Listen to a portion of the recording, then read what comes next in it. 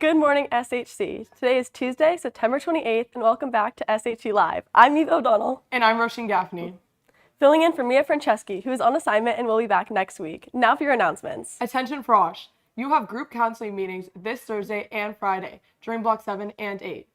Look for an email from your counselor this week about the day and location of your meeting. You will meet during the same block, 7 or 8, that you met last time for group meetings in August. In Bruce Mahoney news, volleyball is set to take place a week from today, on Tuesday, October 5th at 7 p.m. at Kezar Pavilion. And football will be played Friday, October 8th at 7 p.m. at Kezar Stadium. Tickets for both games will be sold digitally, so keep an eye out for a Schoology post later this week on how you can purchase your tickets. Now for today's intramural volleyball games. For the upper division, we have 82-0 versus Kobe Kids, Los Causes versus Diggy, and 0-10 versus Fire. And in the lower division, Nice Try versus Solo Knights, Devon and Others versus Holy Founders. October is Dwarfism Awareness Month, and SHC Live's very own Anthony Rail sat down with Miss Markrider to learn a little bit more about why this month is so important. Hello, SHC Live. My name is Anthony Rail, class of 24, and this is Jessica Markrider. Today, we're going to be bringing awareness to dwarfism. So what is Dwarfism Awareness Month? Thank you, Anthony. I'm so glad you asked. So Dwarfism Awareness Month, it occurs during the month of October, and it's a time where you can educate, bring awareness, and just kind of really get to be a part of, the community. Now, what is the most common type of dwarfism? So dwarfism, also known as skeletal dysplasia, there are over 200 different types of dwarfism. The more common form is achondroplasia. That's what I have. So what that means is our torsos are of normal average height, and then our limbs are shorter. So our arms and our legs are shorter and kind of not as proportionate to our bodies. Is there a proper terminology for those with dwarfism?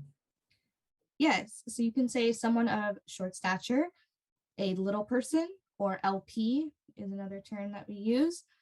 Also, saying dwarf is okay to use, and so those would be good terms. Are there any words that should not be used at all?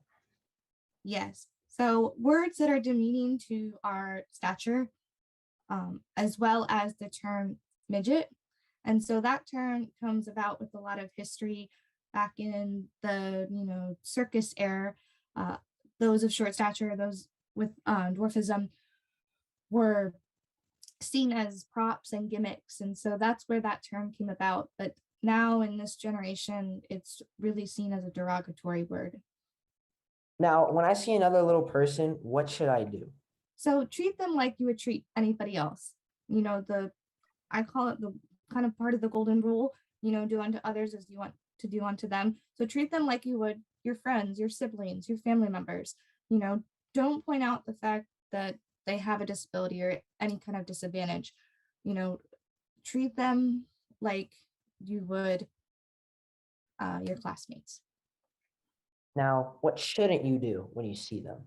So again, kind of bringing up anything that relates to size, small jokes, they aren't that funny. Also, don't, and I know these things may sound a little bit silly, but they've been done. Don't talk to them as though they're children. Whether it be adults or high school students, treat us as such.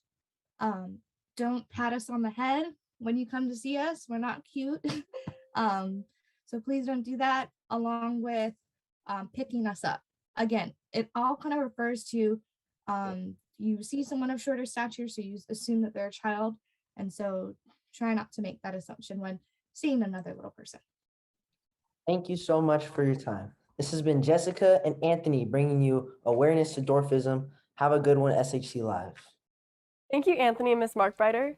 For more information on dwarfism, visit the Little People America website. Link is in the description. Now here's Catalina Flores and Mariana Ramos with a message from our Latinx Unidos CCC.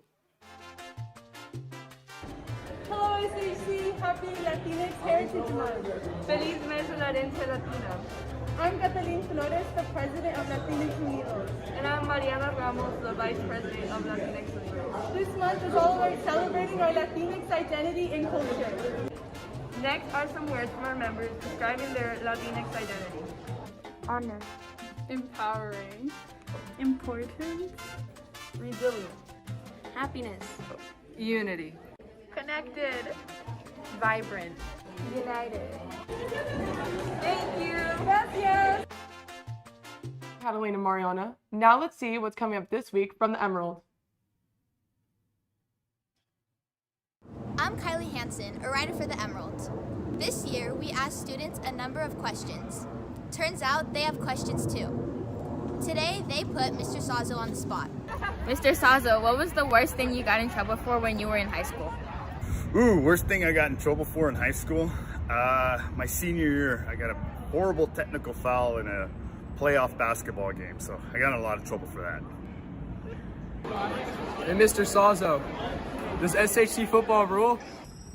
No, Mr. Murphy, SHC football does not rule. You need to know and remember that it's Mr. Sazo and Miss Nestori rule. Hey, Mr. Sazo, what's your favorite food from the cafeteria? Every once in a while, they'll make an awesome pozole, so keep your eye out for that. It's delicious. Mr. Sazo, what fashion trend do you regret participating in? Ooh, I was a child of the 80s, so I think at some point I probably had some horrible looking acid wash jeans in my collection. What's the best advice you ever heard, Mr. Sazo?